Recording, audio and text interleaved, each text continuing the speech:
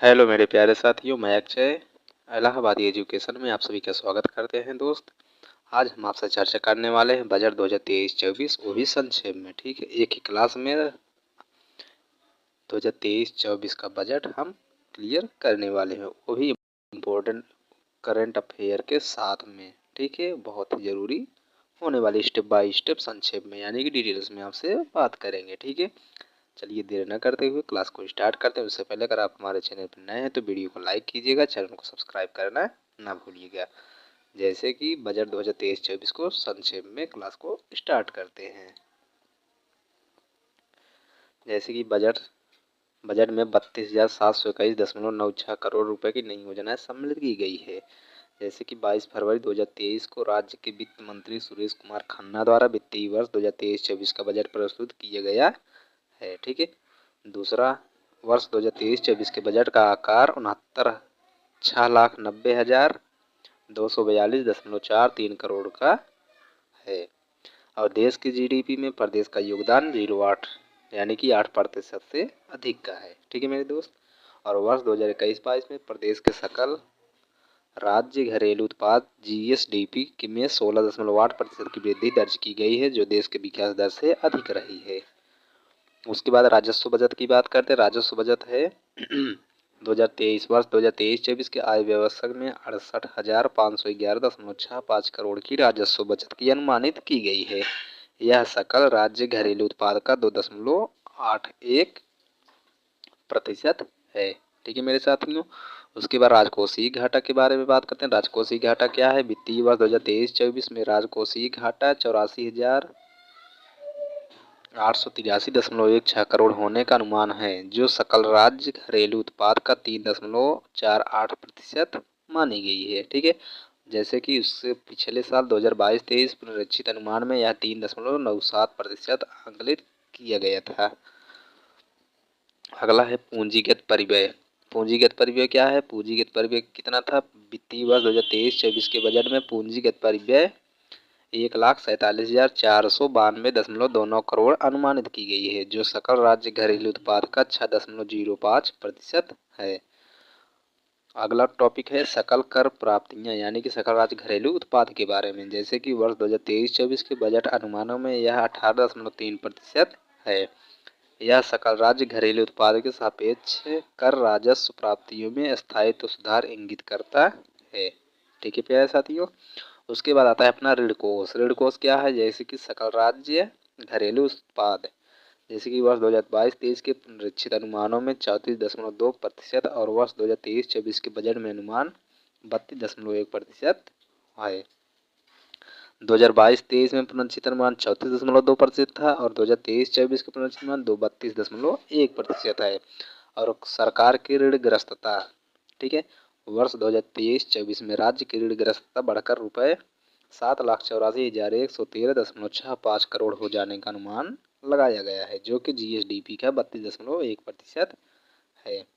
उसके बाद वित्तीय वर्ष 2023-24 के लिए जीएसडीपी में वृद्धि की दर 19% अनुमानित की गई थी और 2017 से पूर्व प्रदेश की बेरोजगारी दर 14.4% थी, जो कि अब लगभग घटकर 4.2% हो गई है। ठीक है, उसके बाद बात करते हैं वित्तीय वर्ष 2023-24 के बजट का सार। ये हम एक ही नज़र में पूरा कंप्लीट करेंगे। ठीक है, एक ही क्लास में, तो लास्ट तक बने रहिएगा।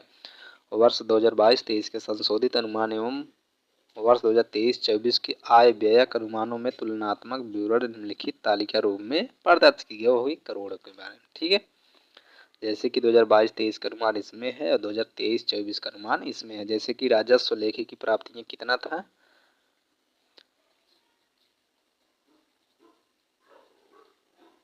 4,78,816.53 करोड़। ठीक है, 2022-23 का अनुमानित, जो कि 2023-24 में बजट अनुमान क्या था? 5,70,865.66 करोड़। और कर राजस्व में 3,54,983.28 करोड़। और उसका बजट अनुमान कितना था? 4,45,871.59। यह था 2023-24 के अनुमान। ठीक है, और करेक्टर राजस्व संशोधित अनुमान कितना था 2022-23 में? 1,23,833.25 करोड़, जो कि बजट अनुमान कितना है? 1,24,994.07 करोड़। ठीक है मेरे प्यारे साथियों। उसके बाद चौथे नंबर पर आता है पूंजी लेखे की प्राप्तियां 97,312.84 करोड़ रुपए। ठीक है। उसके बाद 2023-24 का 1,12,427.08 करोड़ रुपए। और ऋणों की वसूली कितनी हुई थी 2022-23 में? तो ऋणों की वसूली हुई थी 2565 करोड़ रुपए। ठीक है। और अनुमानित कितना था 2023-24 में? 3,312.18 करोड़। ठीक है। और उधार और अन्य देयता जिसमें भारतीय रिजर्व बैंक से अर्थोपाय अग्रिम हुई थी। तो मेरे दोस्त 22-23 के अनुसार 94,747.84 करोड़ रुपए। ठीक है। उसके बाद 23-24 के अनुसार 1,09,194.90। ठीक है। और कुल प्राप्तियां कितनी हुई थी? जैसे कि 4,1,5 पाँचों मिला के 5,76,129.37 करोड़। और 2023-24 का बजट कितना बना था? 6,83,292.74 करोड़ रुपए। ठीक है। उसके बाद आता है 8वां राजस्व लेखे पर व्यय, जिसमें से 4,24,909.27 करोड़। ठीक है। उसके बाद 5,02,354.01 करोड़ रुपए। ठीक है। और ब्याज अदायगियाँ, ठीक है, चूँकि ब्याज दे दिया गया था, जैसे कि 47,865.50, ठीक है, करोड़। और उसके बाद 52,755.56 करोड़ 2023-24 का बजट अनुमान था। अब पूंजी लेखे पर व्यय, जिसमें से 1,60,363.02 करोड़ और 23-24 के अनुसार 1,87,888.42 करोड़। उसके बाद आता है 11वां पूंजीगत परिव्यय। पूंजीगत परिव्यय था 1,26,601.11 करोड़। और उसके बाद 2023-24 के अनुसार 1,47,617.29 करोड़। उसके बाद आता है मेरे भाई 12वें नंबर पे, जो कि ऋण की अदायगियाँ, जिसमें से भारतीय रिजर्व बैंक आरबीआई से प्राप्त अर्थोपय अग्रिम का प्रतिपादन सहित। तो 22,565.13 करोड़ रुपए 22-23 के अनुमानित था, जो कि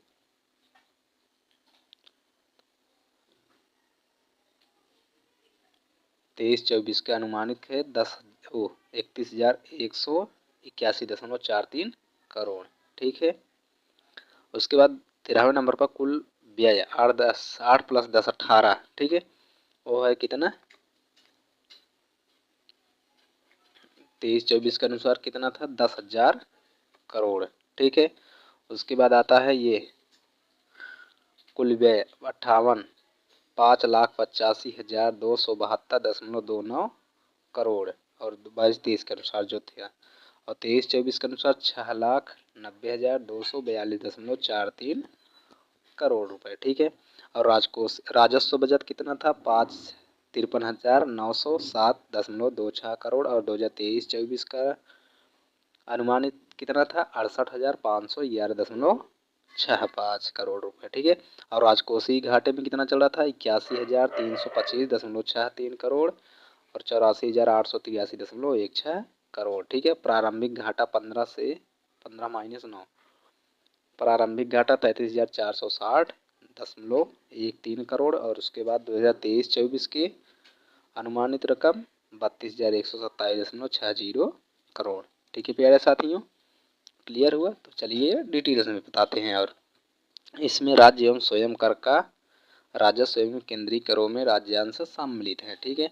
इसमें राज्य का स्वयं करेतर राजस्व एवं केंद्र से प्राप्त अनुदान सम्मिलित है। उसके बाद मेरे प्यारे दोस्त,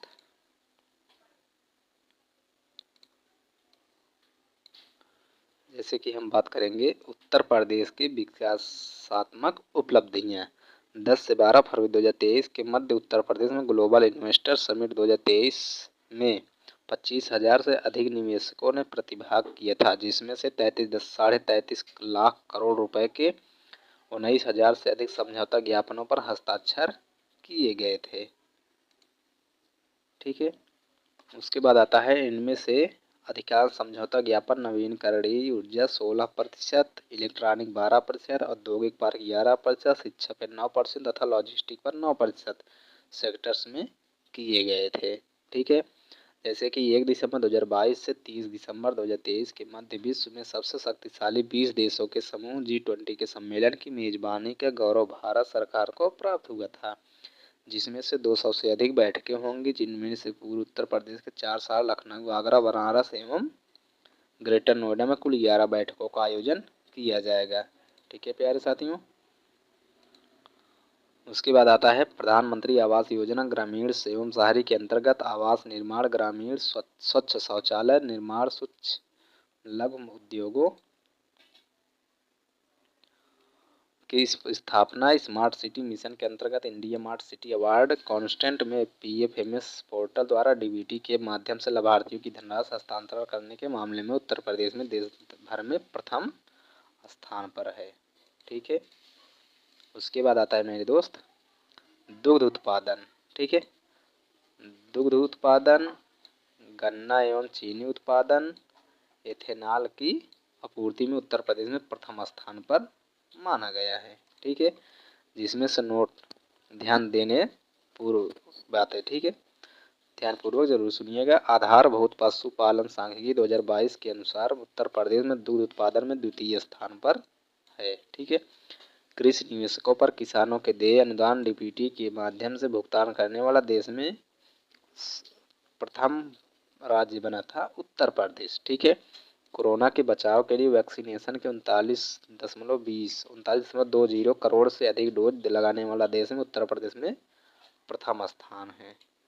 ठीक है मेरे दोस्त, उसके बाद आता है उत्तर प्रदेश में चिकित्सा शिक्षण संस्थान स्थापित कर संचालित करने वाला देश का अग्रणी राज्य बन गया था, और भारत सरकार द्वारा स्टार्टअप रैंकिंग के तहत उत्तर प्रदेश को इंस्पायरिंग लीडर के रूप में भी सम्मानित किया गया है।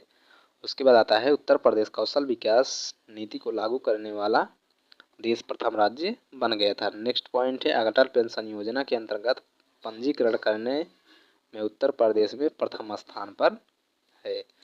अगला पॉइंट देखते हैं मेरे दोस्त।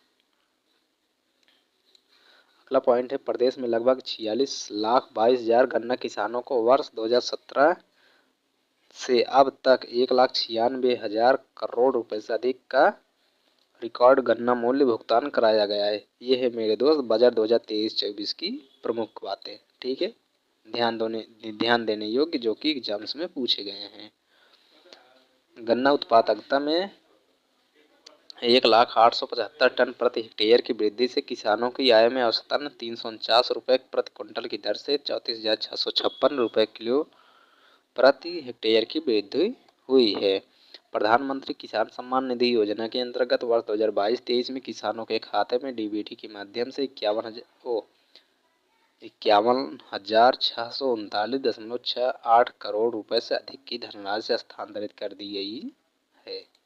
ठीक है, नेक्स्ट पॉइंट है प्रदेश में डार्क जोन में किसानों के निजी नलकूप कनेक्शन पर लगे प्रतिबंध को हटाने में 1 लाख किसान का लाभान्वित हुए थे। नेक्स्ट पॉइंट है मुख्यमंत्री कन्या सुमंगला योजना के अंतर्गत प्रति लाभार्थी को 15,000 रुपये तक की धनराशि से लाभान्वित किया जा रहा है। वित्तीय वर्ष 2023-24 हेतु 1,050 करोड़ रुपए की व्यवस्था प्रस्तावित की गई है। नेक्स्ट पॉइंट है मेरे भाई मुख्यमंत्री सामूहिक विवाह योजना के हेतु 600 करोड़ रुपए धनराशि की व्यवस्था प्रस्तावित कर दी है। अगला पॉइंट है प्रदेश में नियमित टीकाकरण के अंतर्गत अक्टूबर 2022 तक 95% बच्चों को टीकाकरण लगाया गया है। मिशन इंद्रधनुष के लगभग 36,82,000 से अधिक बच्चों एवं 10,31,000 से अधिक गर्भवती माताओं को टीकाकरण किया गया है। नेक्स्ट पॉइंट है प्रदेश में कानून एवं शांति व्यवस्था में महिलाओं को अधिक से अधिक भागीदारी सुनिश्चित करने हेतु 3 महिला PSC बटालियन का गठन किया जा रहा है। नेक्स्ट पॉइंट देखते हैं मेरे भाई नेक्स्ट पॉइंट है ग्रामीण क्षेत्रों में युवा उद्यमियों एग्रीटेक स्टार्टअप की स्थापना करके एग्रीकल्चर एक्सीलेटर फंड के लिए 20 करोड़ रुपए का प्रस्तावित की गई है। और स्वामी विवेकानंद युवा सशक्तिकरण योजना के तहत छात्रों को टैबलेट स्मार्टफोन देने हेतु वित्तीय वर्ष 2023-24 में 3600 करोड़ रुपए की व्यवस्था प्रस्तावित की थी। और नेक्स्ट पॉइंट है उत्तर प्रदेश स्टार्टअप नीति 2020 के तहत इनक्यूबेटर्स को बढ़ावा देने तथा स्टार्टअप्स के लिए सीड फंड हेतु 100 करोड़ रुपए की व्यवस्था की गई थी। नेक्स्ट पॉइंट है जो कि ध्यान देने योग्य बातें हैं मेरे दोस्त, रुपए कितना आता है, ठीक है, रुपए कितना आता है बजट के अनुमान से 2023-24 का अनुमान। तो यहाँ देखिए लोक लेखा शोध में 0.8% की बजट अनुमान। लोक ऋण में 14.6% और ऋण और अग्रिम की वसूली 0.4%, जो कि पैराग्राफ के द्वारा दर्शाया गया है चार्ट के द्वारा। उसके बाद स्वयं का कर राजस्व 38.8% का है। करेत्तर राजस्व जो कि 3.5%, और केंद्रीय करों में राजस्व 27%, ठीक है। उसके बाद केंद्र सरकार से सहायता अनुदान कितना प्राप्त किया गया है 14.9%, ठीक है। इतना रुपए आता है 2023-24 बजट के अनुमान से। और रुपए जाता कितना है 2023-24 बजट के अनुसार, जैसे कि अन्य राजस्व, ठीक है।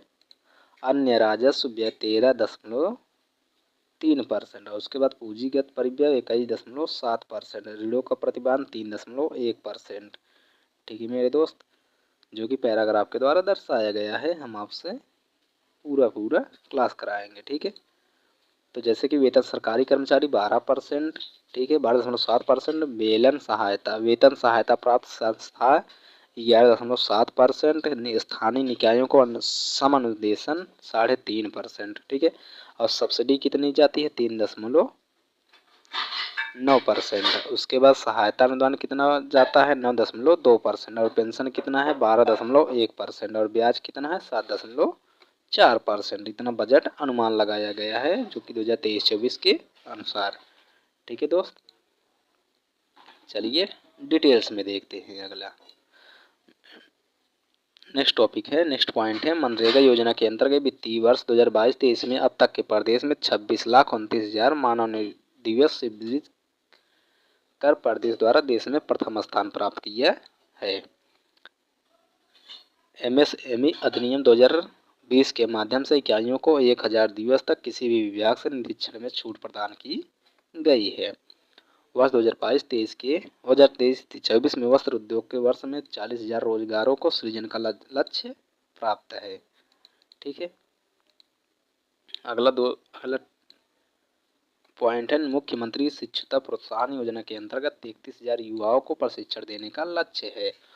और नेक्स्ट पॉइंट है नई उत्तर प्रदेश पर्यटन नीति 2022 के अंतर्गत अगले 5 वर्षों में से 10 लाख करोड़ रुपए का निवेश कर 20,000 रोजगार सृजन करने का लक्ष्य निर्धारित किए गए हैं, ठीक है। और प्रधानमंत्री स्वनिधि योजना के अंतर्गत देश में सर्वाधिक 10.33 लाख से अधिक पथ विक्रेताओं को 1190 करोड़ 50 लाख रुपए का ऋण वितरित कराते हुए उत्तर प्रदेश ऋण वितरण में देश में प्रथम स्थान पर रहा है, ठीक है मेरे दोस्त। अगला पॉइंट है कामगार मृत्यु दिव्यांगता सहायता योजना के तहत कार्यस्थल पर श्रमिक की मृत्यु की दशा में 5 लाख रुपए, स्थायी दिव्यांगता पर 4 लाख रुपए तथा आंशिक दिव्यांगता पर 3 लाख रुपए की सहायता प्रदान किए जाने का प्रावधान है, ठीक है। उसके बाद नेक्स्ट पॉइंट है असंगठित क्षेत्र के कर्मकारों हेतु संचालित मुख्यमंत्री जन आरोग्य हेतु 100 करोड़ रुपए की व्यवस्था प्रस्तावित की गई है। तो मेरे दोस्तों ये क्लास आपके सभी एग्जाम्स के लिए इम्पोर्टेंट होने वाली है, क्योंकि डेली करंट अफेयर हम आप सभी के लिए लेके आते हैं सुबह 6 बजे और शाम को 7 बजे, ठीक है। चलिए अगला देखते हैं नेक्स्ट पॉइंट असंगठित क्षेत्र के कर्मकारों हेतु संचालित मुख्यमंत्री दुर्घटना बीमा योजना के लिए 12 करोड़ रुपए के प्रस्तावित की गई है, ठीक है दोस्त। चलिए देखते हैं नेक्स्ट पॉइंट। नेक्स्ट पॉइंट है वित्तीय वर्ष 2023-24 के बजट में झांसी लिंक एक्सप्रेसवे तथा चित्रकूट लिंक एक्सप्रेसवे में नई परियोजनाओं के प्रारंभिक चरण के रूप में 235 करोड़ रुपए की प्रस्तावित की है। ठीक है। और बुंदेलखंड एक्सप्रेसवे के साथ डिफेंस कॉरिडोर परियोजना के लिए 550 करोड़ रुपए की व्यवस्था प्रस्तावित की गई है। और यमुना एक्सप्रेसवे औद्योगिक विकास प्राधिकरण द्वारा 1000 एकड़ भूमि पर अंतर्राष्ट्रीय फिल्म सिटी की स्थापना की जा रही है। इसके लिए 10,000 करोड़ रुपए से, ठीक है, इसके लिए 10,000 करोड़ रुपए से अधिक के निवेश की संभावना है। अगला पॉइंट है जैसे कि साइबर क्राइम की रोकथाम हेतु प्रदेश के प्रत्येक परिक्षेत्र में साइबर क्राइम पुलिस स्थापना की गई है। परिक्षेत्र में मुख्यालयों पर बेसिक साइबर फॉरेंसिक लैब तथा पुलिस मुख्यालय पर advance digital cyber forensic lab की स्थापना कराई जा रही है। ठीक है। तो नेक्स्ट पॉइंट है conversion of rural of health centers and PHC to health wellness centers हेतु 15वें वित्त आयोग की सिफारिश के अनुरूप वित्तीय वर्ष 2023-24 में लगभग 407 करोड़ रुपए का व्यय किया जाएगा। ठीक है दोस्त। अगला पॉइंट देखते हैं। अगला पॉइंट है प्रदेश सरकार द्वारा प्रत्येक जिले में एक मेडिकल कॉलेज की स्थापना किए जाने का लक्ष्य चुना गया है। और 14 महाजनपदों में मेडिकल कॉलेज निर्माणाधीन है, जो कि अवेशित 14 महाजनपदों में मेडिकल कॉलेज की स्थापना पीपीपी मॉडल पर की जा रही है। ठीक है। प्रदेश में राजकीय पैरा मेडिकल कॉलेज की संख्या 17 से बढ़ाकर 19 की गई है, जबकि निजी क्षेत्र के स्कूलों की संख्या 287 से 351 कर दी गई है। ठीक है दोस्त। और भारत में व्यवसाय की सुगमता की रैंकिंग में 12 स्थानों पर उल्लेखनीय सुधार करते हुए उत्तर प्रदेश सरकार ने द्वितीय स्थान पर आ गया है। उसके बाद देखते हैं अगला पॉइंट है प्रदेश सरकार द्वारा घोषित नवीन एमएसएमई नीति 2022 में रोजगार सृजन में 15% आर्थिक वर्ष प्रस्तावित की गई है। और प्रदेश में ओडीओपी एवं हस्तलिखित उत्पादों के विपणन को प्रोत्साहित करने हेतु यूनिटी मॉल की स्थापना के लिए वित्तीय वर्ष 2023-24 के बजट में 200 करोड़ रुपए की व्यवस्था प्रस्तावित की गई। ठीक है। और प्रदेश में 75,090 किलोमीटर लंबी नहर प्रणालियों में 34,316 राजकीय नलकूपों, 29 पंप नहरों, 252 लघु डाल एवं नहरों में 69 जलाशयों से लगभग 69 लाख हेक्टेयर क्षेत्र में सिंचाई की व्यवस्था यानी कि सुविधा कराई गई है। ठीक है दोस्त। अगला पॉइंट है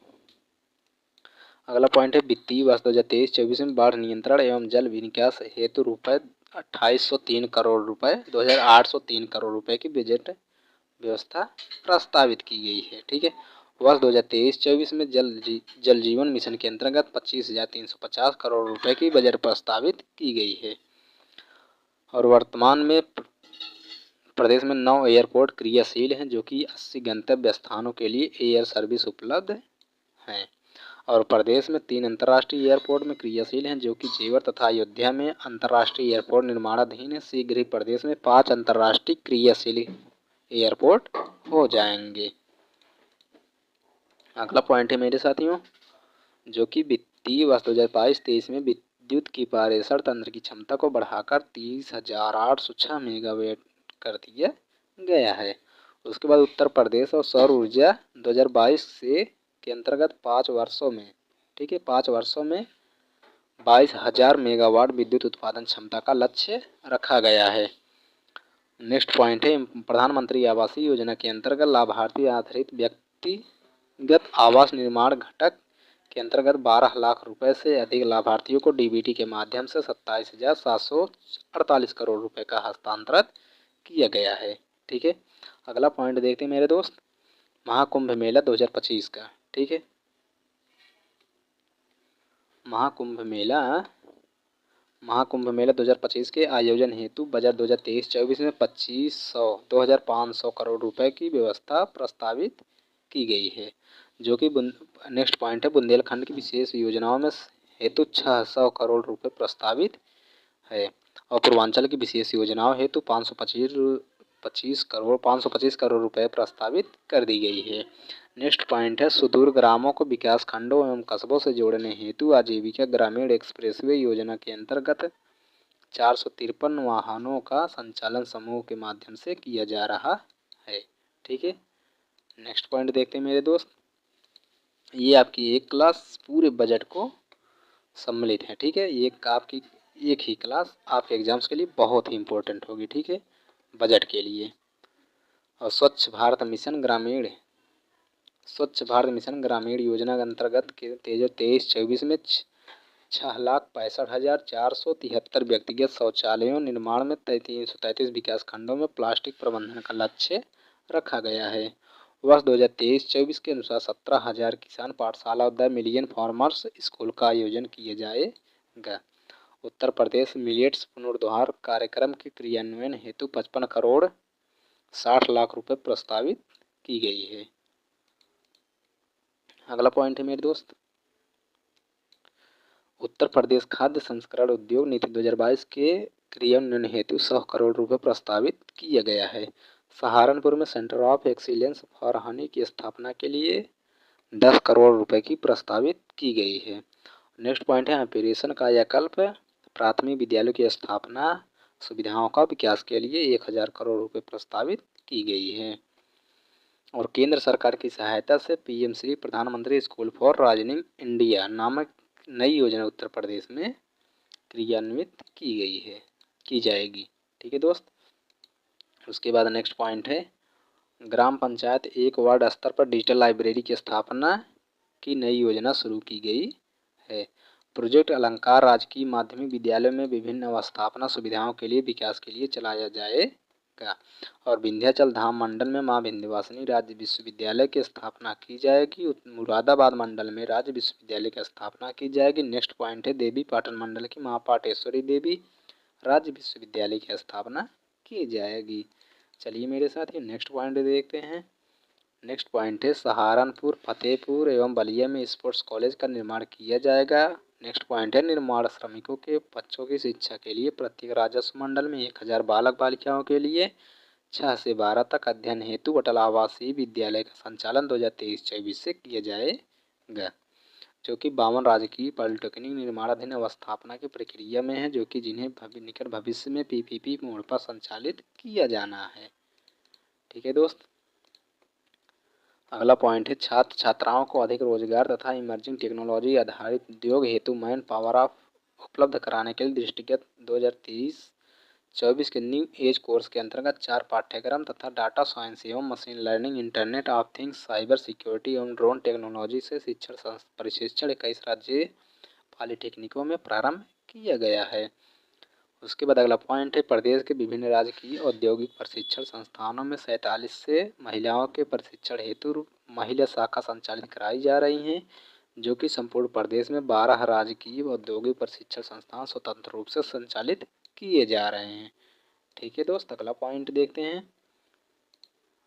तो आज की रही ये वीडियो करेंट अफेयर, जो कि आप हमारे साथ जुड़ने के लिए आपको बहुत बहुत धन्यवाद मेरे साथियों। तो ये आपकी करंट अफेयर कैसी लगी तो कमेंट करके ज़रूर बताइएगा। और हाँ, डेली करंट अफेयर ज्वाइन करने के लिए हमारे साथ जुड़े रहें सुबह 6 बजे और शाम को 7 बजे, और चैनल को सब्सक्राइब करना ना भूलें। धन्यवाद।